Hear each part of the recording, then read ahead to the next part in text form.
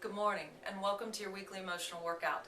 And I'm talking about the limbic system again this week. So as we learned last week, the limbic system is the emotional brain, or the part of the brain that receives information first and records that information in the form of what your five senses are picking up and also the emotional experience of the time. It does not write anything in the form of language, and this is very important to remember today. One of the things we have to learn how to do is to program our brains more effectively with the use of language, because unknowingly we typically use it in a negative way, not realizing that. So we often will say to ourselves when we don't want ourselves to do something a certain way. We might say, don't forget the keys, don't run, don't get sick, don't have another panic attack.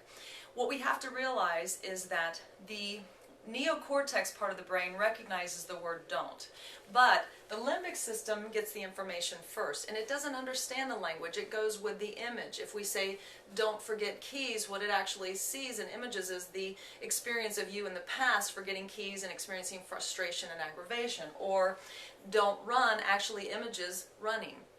Or don't get sick images times where you've been sick and how bad it feels. And so the body then mistakenly believes, well, this is what it is you want me to create. You want to recreate this condition. The don't part is processed later by that neocortex, and it's really a little too late by then. So what we have to learn to do is to speak to ourselves and others in more proactive and effective manners. So example, instead of saying don't forget the keys, put in remember the keys, because this image is a different feeling, a different time when you've done that, and it feels good and you're like, okay, that's what I want to do. Or instead of saying don't get sick, be well. Or instead of saying don't have a panic attack, relax. We have to learn to program our brains with more effective language tools, because we tend to unknowingly use language in a way that really works against us oftentimes. There's a lot more information on this. It's pretty interesting to read about, but if you have any questions or comments, I'd love to hear from you, and please feel free to contact me at tracy@connectionpointcoaching.com. Have a great week.